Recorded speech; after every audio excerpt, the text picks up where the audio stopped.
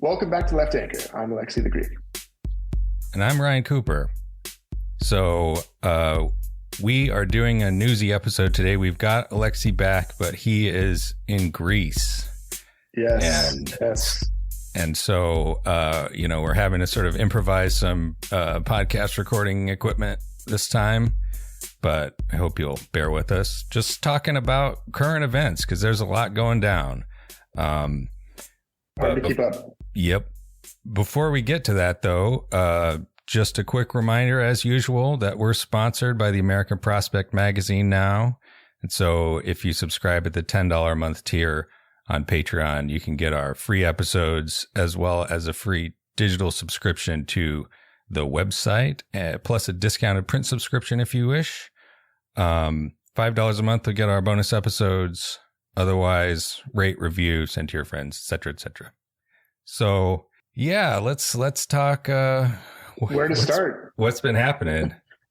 Boring news cycle since I go to Greece and everything falls apart. What the hell? Yeah.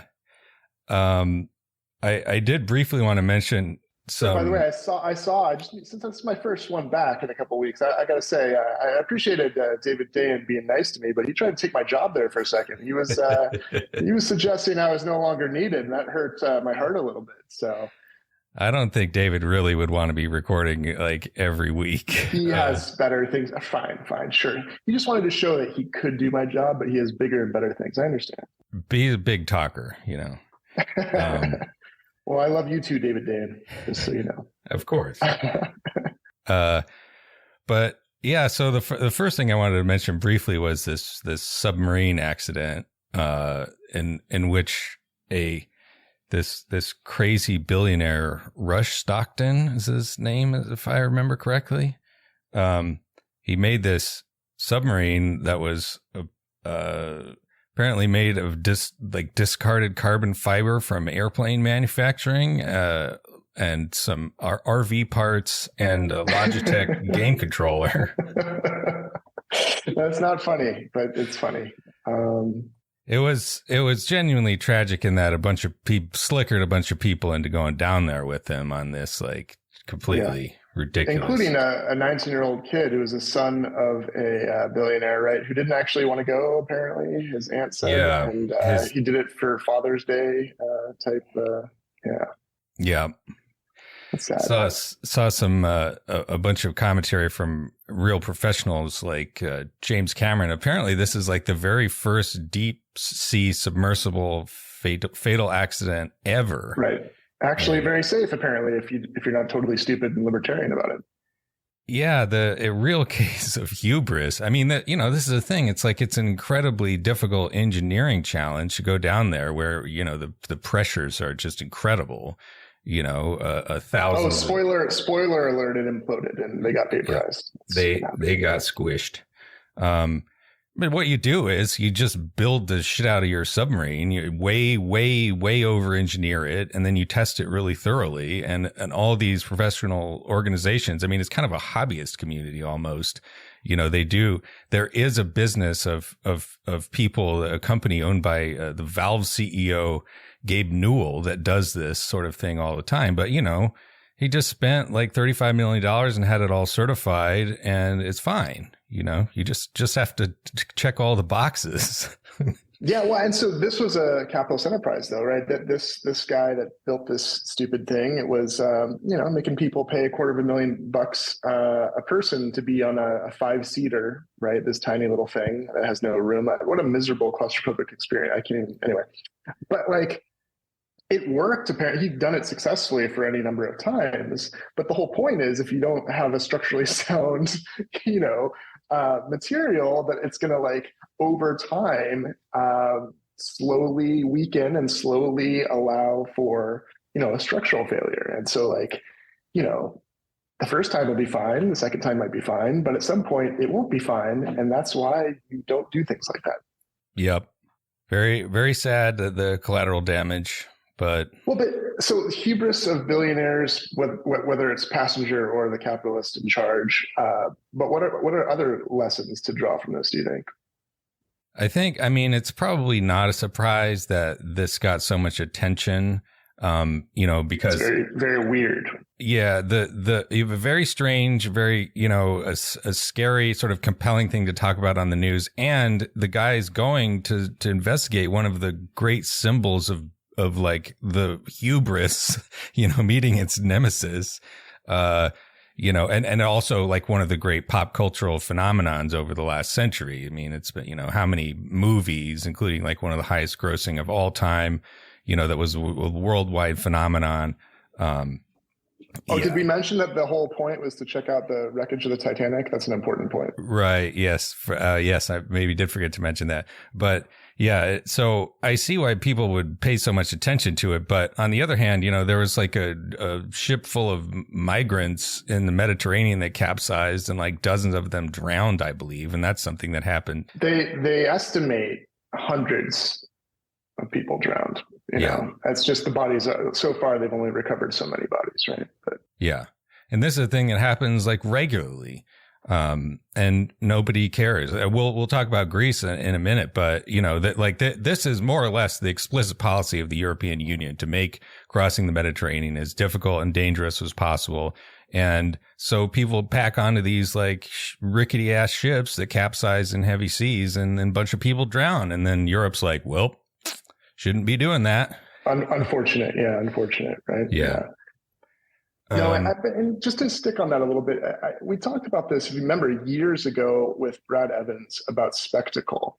And I think, this is a point we could come back to a little bit is that media is so pervasive in our lives. It's kind of like how we detox, it's either Netflix or entertaining media consumption is a go-to for so many people. And like what gets covered and what people vent about or have catharsis about is not the kind of structural violence and the repeatable violence that is, something that is sad, but we're desensitized to, like the migrants drowning. But spectacle captures our attention because it's new, it's different. We've been kind of formed by capitalism to be, get the dopamine hit, whether it's from the refresh on the social media or from, some funny, weird news thing. It's like we can't process things that are normal and repeatable and terrible because there's too much of it. But so we kind of focus on the weird and spectacular. What do you think about how that kind of pervades for us? Yeah, I do think that back in the day, I think it was the media as a whole felt a little bit more responsible. Like there was an obligation to cover like events sort of in proportion to their actual importance.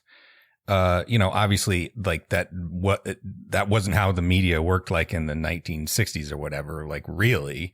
But I feel like there were people felt like a little guilty about, if it bleeds, it leads type stuff. And like, you sort of have to make the news consumers eat their vegetables a little bit and talk about, monetary policy or something. But now I feel like, with how the media system has been eroded and replaced, as you say, by like these social media systems that just explicitly incentivize the most inflammatory possible content, that, yeah, it's just like whatever makes the most interesting story, or like hooks people's attention is just like blasted, across the world, regardless of, context or actual relative importance or anything like that. It just doesn't enter into the equation at all, in as much as it ever did. And it does translate to a weird thing where you get in these kind of silly back and forths between people on social media who are making fun of the billionaires, which, it is in part because they understand the violence that's happening to poor people all the time, and that this was just kind of a lark that powerful rich people don't have to do, so they did it to themselves, kind of like a Darwin Award type thing, right? And then you have kind of your typical liberal kind of response, how dare you be so mean, there are people too, which is true. But those same liberals are also ignoring migrants, right? Like that. So like you do get this kind of emphasis, even from the liberals who are like, "Oh, every life counts," when we're making fun of billionaires, you do get this same function, which is to distract from the daily violence and to not do anything other than talk about the media headlines. Yeah. We'll get to our, vegetables of the episode in a second, but I also do want to mention, in this context of pointless idiot spectacle, this supposed potential cage match between Elon Musk and Mark Zuckerberg, which has been, dominating the headlines again. I'm not like a martial arts guy, but what I do know is that, Elon Musk is quite a bit taller and heavier than Zuckerberg. He's also 51 as compared to Zuck's 39. And, he's a fat, out of shape dude who spends all his time scrolling Twitter. Whereas Zuckerberg, apparently, I've been reading up on this. He actually does train. He's been training jujitsu for a number of years now. It's a weird guy. When you're rich and powerful, you can do things like that. Yeah. And Elon Musk is the master of trying to back out of stuff, making like boastful claims and then not following through. He's been doing it his entire career, in business and out of business. And so if he actually goes through with this, I would be very surprised. Right. But if what there was were the beef, or how did this even arise on the Twitters or something, right? Or on the social media? Elon, was talking shit on Twitter. It was like, we could do a cage match, and then there are a bunch of people egging him on, and, just went from there. All of his like basically fascist followers were like, "Oh, Daddy Musk." But what's funny about this is a few things are funny about it. It's absurd that these two billionaires, want to beat each other up for charity. Apparently, like, this is a perfect example of these are our saviors. They want to. Put on a crappy cage match in order to help the world through entertainment and their philanthropy. But again, it's a kind of like catharsis at the absurdity of the world and the idea that like these hateable people, one of whom is apparently far more hated, right? Because you have people who would never root for Zuckerberg in any walk of life or any other scenario, kind of excited about the opportunity for him to make Elon suffer. Yeah, that's me. I'm here for it, frankly. So you got to take the wins where you can, I guess, right? Yeah, because even if he does back out, it makes him look like a chicken. Which he is. And if you've, it doesn't take a whole lot of like martial arts training to be able to like just kick the crap out of someone who is not, just an ordinary schlub. If you've ever seen someone who's like gotten in a bar brawl with like a wrestler or someone who boxes, that it's a brutal experience. But anyway, so we started the episode making fun of the media for not covering important things. And what do? We kick off with the billionaires being idiots. But yeah. So that's the sugar. Now but there's a good transition here because like they everyone on the right now puffs up Musk as like some Tony Stark business genius, hyper masculine dude. Right. And they did and Putin yep. too, right? Yeah. Putin was for a long time. You remember like Ted Cruz talking about how he's like posting a recruitment advertisement for the Russian military, which is all like hyper macho and everything, being like, wow, I can't believe we have such an effeminate, LGBT diverse, woke military. The military's woke now because like you can get gay marriage or like transgender care, I think, or abortions. And yet, whereas look at Putin with his shirt off all the time. This is very masculine, and he's on horses with his shirt off. He does judo also. He and Zuckerberg, maybe it could be a Zuckerberg, Elon Musk, Putin cage match. All three of them. Yeah.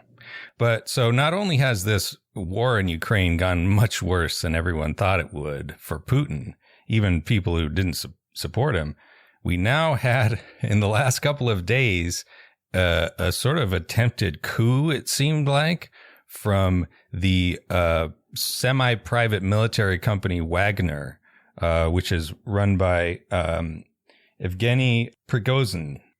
Right. So he's like a warlord, oligarch, kind of like out of a Bond film or something like that. Just a kind of nasty, torturing character who is the head of a mercenary group in Russia. Right? Yeah, and a little bit of background here, I guess.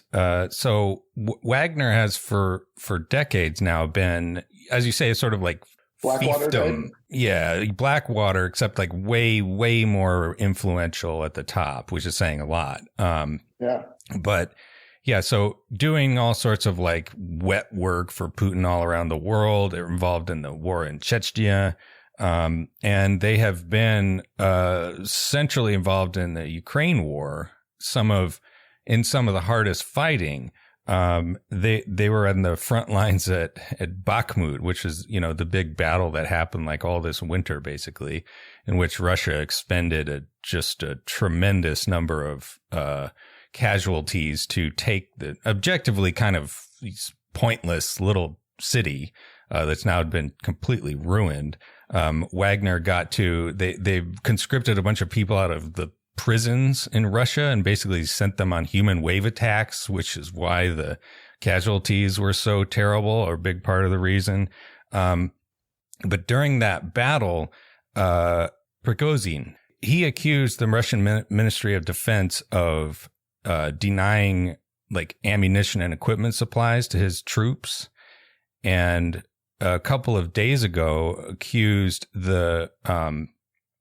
someone in the Russian military of actually shelling his troops, like hitting them with artillery. And in the last, starting on the 24th, I believe, so a couple of days ago, announced he was going to march on the capital.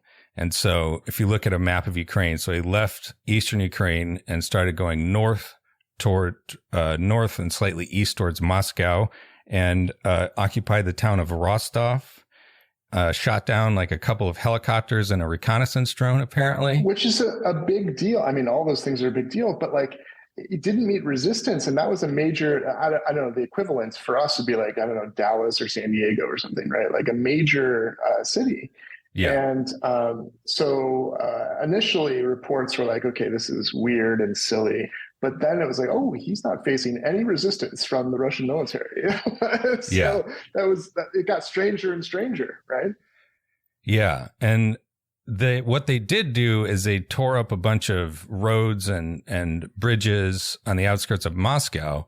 And so when he got close to Moscow, suddenly it was announced that he had made a deal to go back to Ukraine and return to the war. And, had made some bargain. With that was negotiated with the president of Belarus. He was a Putin guy. Yeah, Alexander Lukashenko. Yeah, who is a Putin guy. And now, just as we were getting ready to record this, it turns out that Wagner is apparently going to be heading back to Belarus and is not going to obey an order to like disband the group. And so who's we'll to see. say? Yeah. It was brought up by a number of academics. Putin should have read his Machiavelli, Book 12 of the Prince. Very clear. You do not want to rely on mercenaries. You just, they are not trustworthy. And especially when war comes, they will not act in the same interests as your kind of normal conscripts for the regular army. So yeah, Putin is not studying his art of war, as it were. No.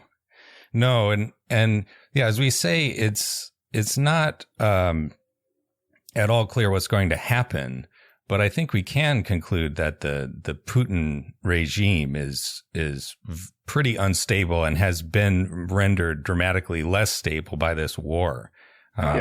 That's the other thing that the Prigozhin guy has been doing, is criticizing the invasion. From his point of view, and I think from the point of view of most of the Russian troops, it was a total disaster. It's not helping, him or the, Russian state as a whole, like they're getting their nose bloodied real bad. Well, and to be clear to those who misunderstand the kind of, I don't know, not glee, but kind of interest in this development, it's not because this mercenary warlord is a good guy or that he cares about Ukrainians. In fact, as you suggested, he wants to kill the Ukrainians better. Like that's the whole point, is he is critiquing this foray. And maybe there are criticisms about whether Putin should have done this at all, but like if you're going to do it successfully. And so, as you say, like the main takeaway is that this almost civil war that happened perhaps is just an indication of Putin weakening with other elites and weakening with his reputation with the people. And that could lead to other dangerous things. Like, so no one's been good at predicting anything, except that I think now in retrospect, whether it was always an imperialist, terrible thing from a normative perspective, but strategically, politically, just the stupidest thing Putin could have done, at least how he did it, right? Yeah. Yeah. And, one of the reasons why the Wagner has been so like relatively speaking effective compared to the ordinary Russian troops is that, the invasion has revealed that, the Russian ordinary regular forces were totally corroded by years of just like epic corruption of people stealing everything that wasn't nailed down, and selling it on the black market, sort of the Potemkin army encampments that were shown to elites, and like with this type of highly personalist dictatorship, you just can't create this sort of like highly professional and sophisticated, military force, because you don't have the level of accountability and state institutions that are required to set that up. And so you turn to the private mercenaries, but then those guys turn on you whenever you screw up because you become a megalomaniac, That's right. And it threatens their, potential for flourishing, what they want for themselves. And look, this is going back to Plato. Every regime has a spirit or a kind of form, and that spirit of an autocracy, an authoritarian autocracy and a kleptocracy, is to inspire people that are looking out for themselves and wanting to get rich themselves and are not particularly loyal, because that's just not the spirit that's been kind of inculcated, even though the attempts at nationalism are an attempt to try to kind of identify everyone with the iron fist ruler. That's, of course, what like authoritarian fascistic regimes try to do, right? They try to make you feel like even Trump tries to do, right? That when you see Trump, you also are a winner and not a loser because he's a winner, right? And that's where the masculinity thing, I think, comes in, right? And the critiques, this is where we tie into critiques of, the misogyny critiques of the queer community, critiques of trans people. This is connected to those kind of assholes, because if you want to be a winner and you want to be a real tough guy, you want to be a man and dominate and succeed, right? Then you have to be the kind of person who is against weakness, which is aligned with femininity and kind of abnormal, queerness, and so there is a symbiotic relationship, I think, between the ideology that allows these kind of would-be dictators or authoritarians to rule, but they have to say, the thing is, they have to show that they're winners in some way, even if it's a way that we hate. And if you can't even be that tough guy, if you're losing a war, which is like the epitome of the tough guy showdown against what was supposed to be an easy opponent, well, that kind of, loosens the legitimacy of your, I am dominant kind of thing, right? Yeah, I think you could put a read on this situation as just like the problems with like this kind of neurotic, machismo, where it's like you're constantly having to like beat your chest and, dominate others to prove to others and yourself that you really are the tough guy who wins. Yeah, it's like if Putin was a little more secure in himself and his own identity, maybe he wouldn't have needed to like make this demonstration. Well, that's why we see all those idiot Republicans who like, my body can take the virus, get dying of COVID. And this submarine thing is another, like, I'm invincible against the elements. I'll throw together this janky thing and survive underwater, thousands of meters below this, you know. And this cage match is another perfect, I think that's why it's so funny. It's a perfect opportunity to show the facade of their like dominance. You know, these are, wow, they're the super billionaires. They must be the most powerful people in the world. And then you see these flabby idiots, you know, like in reality, it's so enticing to just show the world how there's no there, right? Yeah.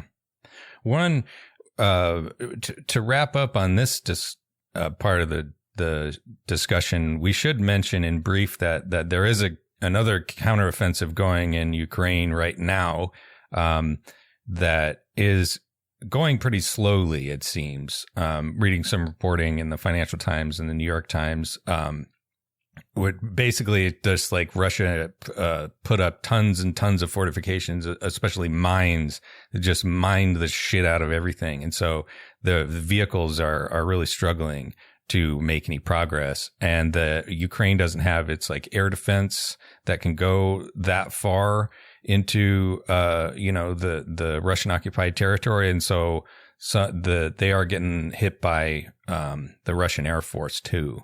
And they say it's just going to be a slog, you know, kind of World War I style trench warfare to some degree, except with drones and whatnot. But the idea is, if it were successful, this would push Russia back enough to a place where it would be a real devastating loss for Russia to lose the ground they've gained. And like, what would be like, why is this such a significant thing, even though it seems like a long haul and a, you know, perhaps deadly slow process? What would be benefited by that success if it happened over time? Well, you know, it's hard to say what Ukraine's like sort of tactical objective is, you know, because they seem to be kind of like going around looking for weak points. I think, you know, what they want to do in the sort of medium term is to like push down to the southeastern border and like cut off, you know, the like hit towards like Mariupol that was, you know, conquered by Russian troops. And so basically like cutting off the Russian access to Crimea, which is, you know, a peninsula that's connected on the Ukrainian side. I think, though, mainly that it's a political objective. I think that Zelensky he's thinking like General Grant in 1864. It was like, you got to show progress or you're going to lose international support. You know, the Europeans are going to get sick and tired of this and push Ukraine to like, you know, make some concessions. And, you know, the Americans might get bored. And I think also at the back of their mind, they're very worried about Trump getting reelected in 2024. And that's true. Yeah. He's already signaling that he would try to cut off aid to the Ukrainian military. And so they, you know, want to make as much progress as they can before that, you know, may or may not happen. Yeah. And you have the morale that's positive that you want to maintain or improve on the Ukrainian side, and you want to, you know, demoralize, right, the Russians and the people and so forth. What do you make of leftists who, you know, focus on the Nazis that are involved on the Ukrainian side and who think that like funding or shipping arms or supporting Ukrainian side in this fight is prolonging, you know, the conflict in a way, like, because you suggested there that there could be some kind of concession or political deal or something, right? So for an anti-war left, what is the argument against the idea that the U.S. should not be supporting prolonging the conflict and should be pushing to just like concede a bunch of land or territory to Russia to end the violence or something like that? I think that there are a lot of people who understandably are highly suspicious of American militarism and are not very familiar with the like history here. And are just sort of rooting around for some kind of reason why everything could be America's fault again. I think it's just like it's a different situation. And I think that cutting off, number one, like there's no prospect of a negotiated settlement on the table. Neither side wants to negotiate. They can still win on the battlefield. Number two, there have been the Minsk settlements that were, during the Donbass war from 2014 to 2022 until, this full blown invasion. They made they had a bunch of negotiations and settlements. Russia violated all of them like almost immediately. Ukraine did too, but it was like typically Russia was more aggressive. And so, I think people, they're reaching out for this sort of phantom possibility that Putin could like come to his senses and, agree to like stop the bleeding. But I don't see any prospect of that happening. And if Ukraine did lose on the battlefield and Russia did conquer like a great big chunk or the entire country, perhaps that wouldn't be the end of the war. You'd have an insurgency instead. That's right. Exactly right. Yeah. So I think the most plausible way to end the violence as quickly as possible is for Ukraine to win. That's right. Yeah. That's what's going to push Putin to the negotiating table to actually do a deal, some kind of negotiated settlement that isn't just breathing space for him to rearm and start the invasion over again. Where it's just too painful for Russia to continue their war effort, basically. Their aggression, for them to, this aggression must not stand. You know what I mean? So like, yeah. Basically, yeah. I think that's right. I think like the realist view is, to hope that enough goes wrong for Putin or for the Russian effort that they don't do it anymore. Like that's a much better prospect than genocide or a long insurgency, and nothing is going to be clean, and it's all terrible, and it's not the only violence in the world, but. I think the left has to learn a little bit of a lesson that, like, as we do have the benefit of not being like liberals, where we have very strong, clear principles. Like, we don't need to means test, to figure out our moral compass. You know what I mean? Like yeah. People deserve, right, food, shelter. Like, it's very, so that is a benefit of the left. But like when it comes to complicated political, military situations, that doesn't mean there's an easy stance about what to do or what something happening means. And so like saying that you're against violence and against war, what does that actually look like? It's not so simple as some would have it, right? Yeah. And I'd make another comment. You hear a lot of people, Cornel West's platform, for instance, says we need to disband NATO. That is another thing. I think people haven't thought through the implications of that. What would happen? You look at neutral countries like Switzerland that used to be neutral. They're not like peaceful in military terms, like within their own borders. What they are is armed to the teeth. They spend a ton of money on defense because they don't have a lot of allies. And if we get rid of NATO, what would happen is that it would be replaced by a European led NATO thing that would be result in massively increased military spending inside of Europe. Everyone, number one, like, it's not clear how you could actually do that. Like, this is a treaty. Like, we signed all these agreements. You can't just tear it up and like the Europe would, if you just unilaterally say, we're not in this anymore, Europe would never trust America again. I think we're forgetting that it's a multipolar world, right? Yeah. Like, it's not, that's why people seemingly, some of them didn't realize that here the imperialist was Putin.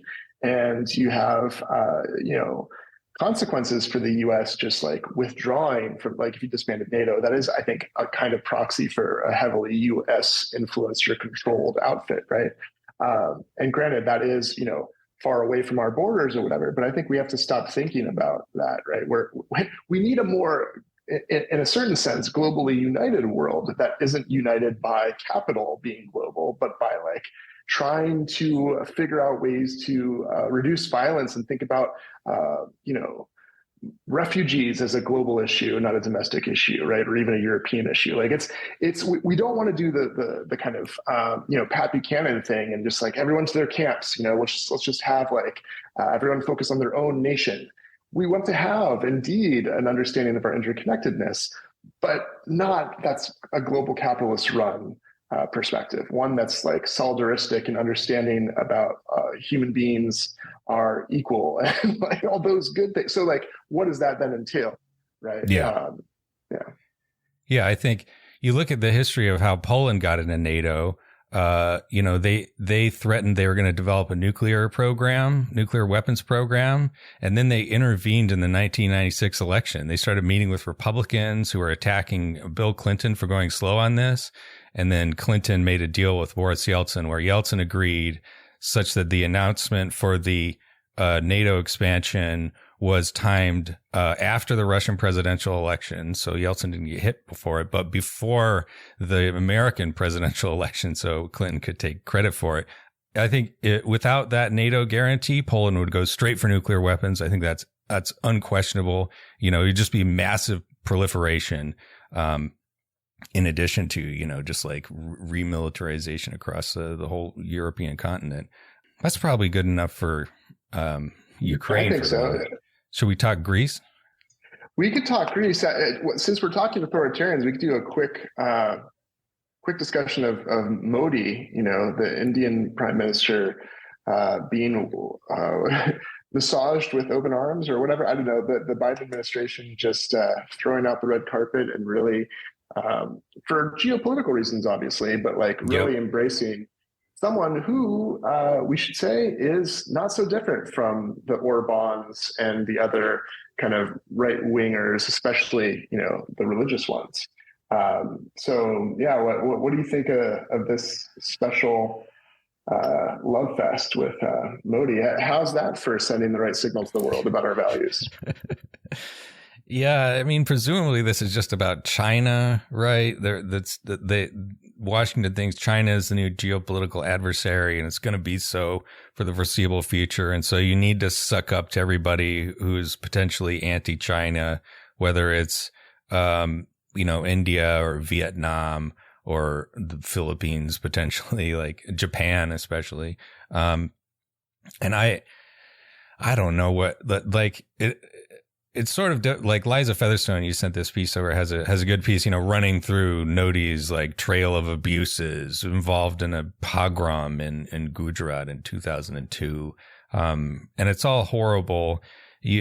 I guess on the one hand, you can't really see what America could do about any of this stuff. India is so big and it's getting like sort of heading towards middle income status. Like your ability to push them around is limited, and it might, drive them into the arms of Russia. On the other hand, it's sort of like, what even is the point of trying to set up this like new, it's like insofar as like China's new geopolitical adversary, do we need to really try to like sort of set up a new like alliance block of friendly countries, who, will do something like what is the objective with India? Is it just maintaining good relations, I guess, but like, or you're going to try to get them to sanction China or something like that? It strikes me as underbaked, the whole theory here. Yeah. And apparently there's some, India, US economic initiatives that Biden is, lauding and facilitating perhaps. But look, either we represent ourselves as defining our adversaries in part by where they diverge from liberal democratic values, or we don't do that. So you can't have it both. You can't say we're in Ukraine for democracy, right? Defending, and then on the other hand say, well, you know what? Let's take authoritarians when they can help us strategically. Well, wait a minute. Yeah. Is it? So, yeah. I mean, I suppose it's one thing to be like, well, we can't do regime change in India, but it's another thing to have Modi over in the White House in a public meeting and just like lavish praise on him and talk about democratic traditions. And it's like, you sound like a lying hypocrite. I mean, you are a lying hypocrite. He knows what's going on there. No, in fact, we're in favor of having diplomatic relations and like, making strategic initiatives and deals with governments that we have fundamental problems with, but you don't like pretend they're awesome. You don't like that. That's no different. You're then no different from like Rod Dreher and the stupid Republicans celebrating Viktor Orban. You know what I mean? Like it matters. Like these words have to matter: democracy and freedom and equality and tolerance. They can't just be convenience and use, have shape-shifting signifiers. So, okay. So with that, dig at Biden and the Democrats. I guess we should talk about Greece a little bit. Yeah. I'm here. I'm in the country that just held the elections, and I can tell you, I was not surprised by the results. So why don't you talk about the results, and I'll tell you why I was not surprised by them. Yeah. So, I mean, the New Democracy Party, which is like a sort of, I don't know, right wing, center right, pretty far in the center right, I guess you would say. It's more conservative than like the Angela Merkel's party, formerly Angela Merkel's party in Germany. I forget who's running it now. But yeah, they were elected in 2019, if I'm not mistaken. They defeated the government of Alexi Tsipras, the Syriza party, and then they were just reelected in just a sweeping landslide victory. And they got 40%, and I think Syriza got 19.5, something like that. Or so that was the second biggest portion, and then the center left party PASOK has just been at it for forever. And so, yeah, they're virtually disbanded in like 2012, but I guess they sort of come back to get, I don't know, a couple of percent. But yeah, will they I'm not actually sure about this. Will New Democracy need to create a coalition to be able to? Yeah. And so it's not actually, so I've been thinking reports that say it's just this dominant win are bullshit. It's not going to be, I think they have like an 8 MP majority, something like that. So it's not going to be, they'll get a coalition, but it's not going to be super convenient for them. And in fact, that's the danger, because there are some, fascist parties that made the cut, that got over the 3%. And the Spartans party. So the thing is, Mitsotakis, who's the prime minister, is, a kind of running on the economy kind of guy, kind of like Mitt Romney type, if you will, who wants to be seen as the center right kind of reformer, good on the economy kind of politician, but who's also, tough on immigration type guy. Sounds bad, but then you have actual fascist parties. You have actual fascists. Like in Greece, you have an actual communist party, the KKE. You have actual fascist parties. You have, right? And so, like the center left, center right, they really are center compared to those other fringe parties, right? Mm-hmm. But the fear, I think, is that like even though they got 40%, will he stick to his kind of messaging as a centrist, or is he going to have to cave because he doesn't need the voters for 4 more years? Is he going to have to cave, in the parliament to the more right-wing forces? Yeah. Probably worth saying that there has been, from the like nadir of like 2016-ish, there has been some growth in Greece relative to that, but like GDP is still dramatically below where it was before the financial crisis. There's still a serious unemployment problem.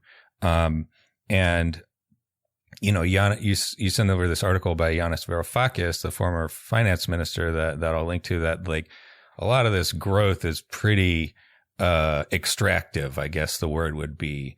Like there's a lot of foreign investment that's coming in, to just like, put up Airbnbs to like displace Greeks out of their apartments, or like buy up privatized state resources at bargain basement prices. I think it's fair to say the economy is significantly stronger. I mean, unemployment has gone down quite a bit compared to where it was, but it was at 27% for a while. Brutal. Like Great Depression bad, and they still got a long way to go to reach anything like full employment. So I mean, some of those kind of trick kind of incentives for foreign direct investment, like you say, are extractive and don't really find their way into the pockets of the people. Some of them, like, for example, I'm here for the year on sabbatical on a digital nomad visa, right? Because I get paid in the States by the university that employs me, and I'm going to spend that money here. And like, that is actually good for the Greek economy, right? Yeah. For the States to pay me and for me to spend it on the goods and services in Greece. That foreign currency, baby. Yeah. But yeah, on the whole, this was never going to be a winning approach long term for the Greek economy or the Greek people. But it does seem to be more stable for at least the bourgeoisie in Greece, and for the markets are more stable, and the political uncertainty that went along with the economic uncertainty is not what it was. So, plus you've had a dramatic flight of people that emigrated, that left the country. So, it's just a different scenario. I actually ran into a guy who went to the army and is friends with a public relations guy for Syriza from back in the day, when the whole thing went down with Tsipras and Varoufakis. And he said that Varoufakis is brilliant, but he had he thought a little less kind of bullheadedly about like his approach being the only approach, there could have been another way if he'd gone to get support from Italy, Spain, Ireland, and not had this kind of utopia of this brand new currency, but instead use the US dollar, right, instead of the euro.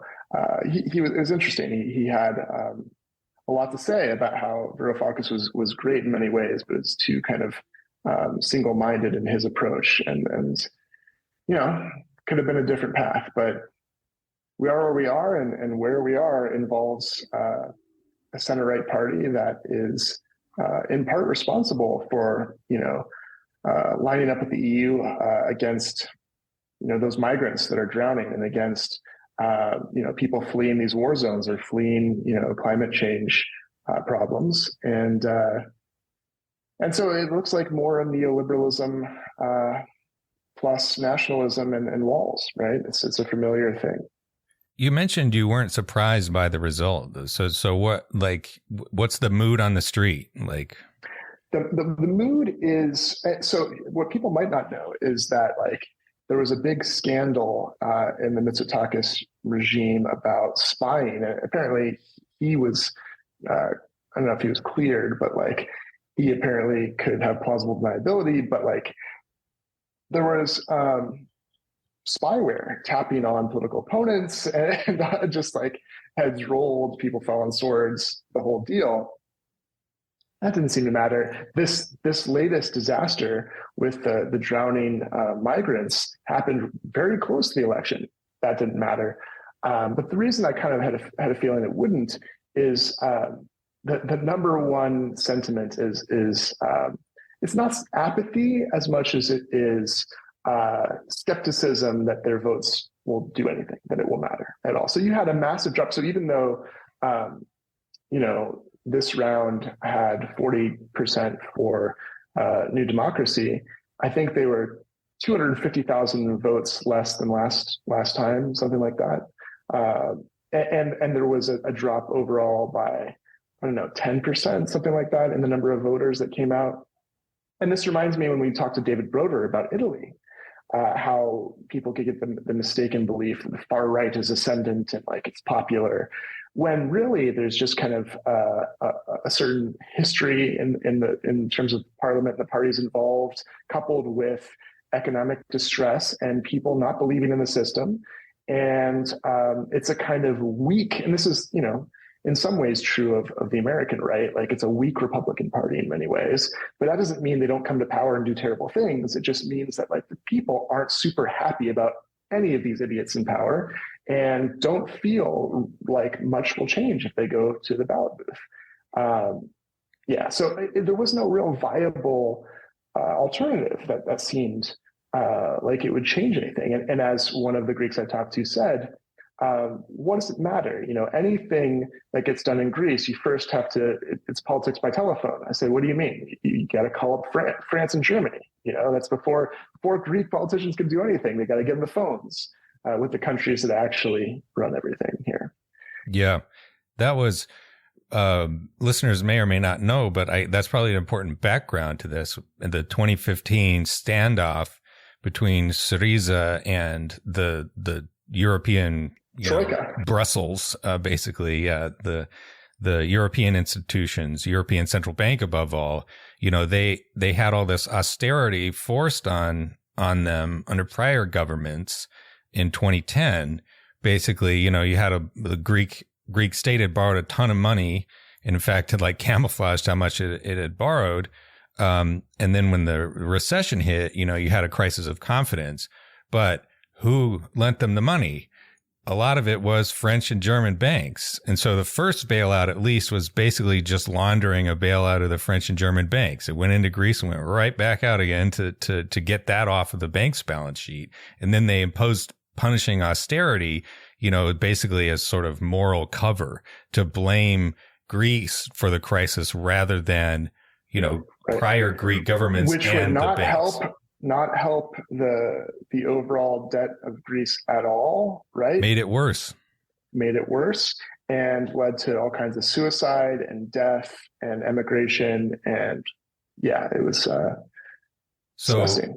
Yeah, Syriza is elected in 2015, I believe, on a platform of ending the austerity, and they had a standoff with the Troika and about a new bailout deal on the terms. Basically renegotiating like a partial default, basically, of just saying like we're going to write some of this off so that we can like increase spending and maybe cut taxes a little bit. The VAT in Greece is very high. And the European Central Bank caused a bank run on purpose in the Greek banking system to push, like basically bully Syriza into shutting up. And at the last minute, Alexi Tsipras, the prime minister, he blinked, he gave in. Varoufakis resigned. Wait, very important thing that happened before that is that he tried to be smooth, and he said, well, you know what? I'm going to put it to the people. And we're going to do a referendum. We're going to have a referendum, and if the people say that we shouldn't take this deal, then we won't take the deal, right? And so there was a huge buildup, and talk about massive turnout for this referendum. Yes was to take the deal. No was to reject the deal from the Troika, right? Yeah. And I think Tsipras thought that people would vote yes to take it, and then he would have cover. Right. Yep. But the people said no overwhelmingly. It was like 68%, something like that. No. And so that should have been a rejection. Right. Yeah. But he didn't do it for whatever reason. And Varoufakis resigned. And then, they just managed. There was a moment where Varoufakis was going to try to do this alternate thing, right? Where he was going to try to come up with kind of, some janky ass kind of like anarchist type currency method or whatever, right? Do you remember that? Yeah. He had this alternate payment system that he had set up, but he never went for it. He maybe could have done earlier in his career rather than like waiting for these negotiations with which the Europeans dragged out for months and months, of course, to basically let the pressure take hold. And to be fair to him, he wasn't supported by Tsipras or the other, he was a kind of lone wolf there trying to. He's not. People wanted. I think as your prior conversations indicate, I think he isn't a very good politician. He's too much of an intellectual. He's not good at wheeling and dealing.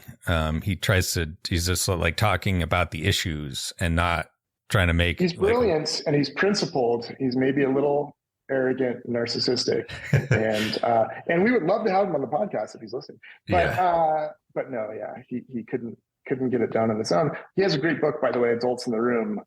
One of the most compelling reads on all that stuff that went down. He's a good writer, if again a little full of himself, but like it's a compelling read, and it has one of those famous Larry Summers lines, which he apparently says to lots of people, right? Do you remember this? Where you can matter and influence things and be on the inside, right? But then you have to not ever say anything bad about the elites and the people in power, right? You can be one of the adults in the room, if you will, and be on the inside, or you're on the outside and you're persona non grata. Yeah. And how did that work out for him, though? He's not on the inside now. But so I totally understand people being really demoralized. You vote for Syriza, you vote in their referendum to say no to austerity, and then they spend the next 4 years doing the same austerity shit as the last guys. It's like, what? It doesn't matter. And it almost makes me look. I don't buy when leftists say, "Oh, anyone that runs as a Democrat, even if they call themselves a socialist, is ultimately going to be co-opted by corporations and is going to be establishment liberal in no time." And they say that about Bernie or AOC or whomever. But if you look at Syriza, I don't know, man. Like the only difference with Mitsotakis on building like the wall, if you will, and building like impediments to migrants coming in is that Tsipras wanted the EU to fund it. That was the difference. So, and they are literally a socialist party. So it's understandable why you would get cynical when that's what goes down. So yeah, unfortunately there has to be some mass politics, I think, and some real alternatives, because Varoufakis has his own party, but that just, didn't even get a seat. And like, there's just a lot of work to be done on the left. So, yeah. Well, and this, the thing, perhaps the difference like between like voting for Democrats potentially to do stuff like Greek just structurally is subject to like economic imperial domination from the Eurozone and the rest of the European Union. Your vote there for the Greek government is like half its sovereignty is cored out. Like a lot of economic stuff is just run by outsiders. Yeah. So electoral politics is never the only answer. It's especially not the answer in that situation. Right. Yeah. And so, yeah, if you're, this is one thing I wish Obama would have taken a little bit more seriously, that it could be the task of Americans and European sort of comrades to like organize in the, imperial core of the European Union, France and Germany, to be like, no, look, this is not working. We need to change the way that we relate to the rest of the countries, Italy and especially Greece and also Spain, such that they have more ability to grow and return to full employment and production. And that's the thing. Okay. So usually, your country, local politics especially, but local, state, national is where you can make the most influence. And don't forget about people all across the world, but unless your country is doing something that relates to people across the world, your energy should be focused where it matters, where you can influence the politicians and the politics where you are. However, in some situations, like in Greece, other people in different places politically, being comrades, have the power to change what happens over in Greece, right? To your point. So I think we need to start thinking about this more, not just globally, but like interconnectedly. What politics can be done at the domestic level, influencing international politics, what politics can be done with organizations that are international, and where can pressure be applied? Because, watch this transition, look at the example of the rail workers getting screwed, right? This is another thing. I think like pressure is the way that things get done. And it's not something that happens immediately, and it has to be sustained, and it has to involve lots of different fronts of a war. But like, if we talk about some good news here at the end, maybe we can tie in this discussion to the way that politics is dynamic and can produce good things, as long as we understand where to apply pressure and how to do it across lots of different groups, whether it's media or union or political, right? Yeah. So the news here is that after like basically the government forced the freight rail unions to not to back down and not strike, despite not getting their core demand of a measly 7 days of paid sick leave. Since that time, most of the rail workers have gotten their 7 days. Usually, I think it's an arrangement like either 4 or 5 paid sick days, and then you can transfer 2 to 3 personal days and make them into sick days. And this is basically because, as soon as the government forced that agreement on them, the unions went right back to, pressuring the employers on, to give them what they wanted. And, negotiations were reopened, and, there was a lot of public pressure on the freight rail companies from journalists and from Bernie Sanders, who had a literal bipartisan Senate group with 7 Republicans in it, remarkably. And he wrote an open letter to all these companies saying, give them the sick days. He did a press conference with Mike Braun from Indiana, Republican guy. And the Biden administration, the Brian Deese and Marty Walsh, who was the Secretary of Labor at the time, they did some calls with these folks. And then I think crucially, the freight rail companies were worried because they had a massive public relations black eye because of the derailment in East Palestine. That was the huge chemical spill. And Norfolk Southern in particular, that's the company, right? They've gotten all their rail union workers now. There's 12 unions, which is kind of nuts in itself. Fractured and not awesome. Yeah, but they've got all of them over the finish line there with Norfolk Southern. And apparently about 60% now of all the freight rail union workers have the sick leave. And expectation is they'll probably get to all of them in the next few months. And yeah, it's a big pain in the ass. It's, the fragmented unions and very weak labor laws. And then the president, cuts you out at the negotiation table, but they still manage to get the goods. You just keep on pressing. And, it's great. We love to see it. 7 days is not very many, but it's more than 0. And yeah, and it shows what's possible when you keep fighting, right? And it shows that, things that seem little do matter over time. Just because you don't have the votes or the president to do the right thing in Congress at the time doesn't mean that somebody like Bernie Sanders, who has tremendous influence and popularity, can't be powerful in applying pressure. And that combined with coverage and bad PR, like all these things are effective if you don't just think in a binary, like one-off, well, are we going to get it now or not, right? Like it has to be a continual mindset to inspire politicians, organizers, the media to always be aware of and pushing for what's right. And it can pay off, even in these dark times with, losing Congress to the Republicans and with a kind of centrist who's willing to fuck over the rail workers when he had the power not to. That doesn't mean it's the end of the story. So there's hope in that.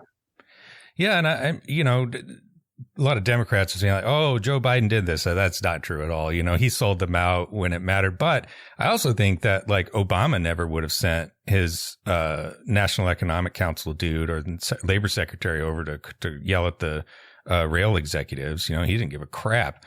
I think Biden felt kind of a little shamefaced, He's like, he didn't want to rail strikes, worried about inflation, blah, blah, blah. It's like, sorry, you're just not getting it. But then afterwards, he's like, oh, well, we'll put our thumb on the scale a little bit. And so, that's better that's the thing. This is, as we've said so many times, when Dr. King wrote about the white moderate in his letter from Birmingham jail, Biden's who he's talking about, because he says, the fascists, the KKK, you can't talk to them. It doesn't, there's no dealing with them. The white moderate won't do the right thing unless pressured, but it's possible to get them to do the right and just thing. And that's the whole deal. That's the whole point. It's a big difference. Well, I think that's a good spot to end on. A nice positive note after a fairly bleak episode. Yeah. But good to have you back on the show, buddy. Good to see you. Good to be back. Missed you. I'm sure the listeners missed you too. They're Send me all the affirmation that you can. I'll eat it up like ice cream. Yeah. Yeah. Well, I hope, Ryan, that I'll see you in Greece before long. It'd be fun. Maybe we'll do a recording, episode from Greece. Could be fun. Yeah. Yeah. Could do. I'll be making those plans soon. But thanks for listening, everybody. And we'll see you in the next episode.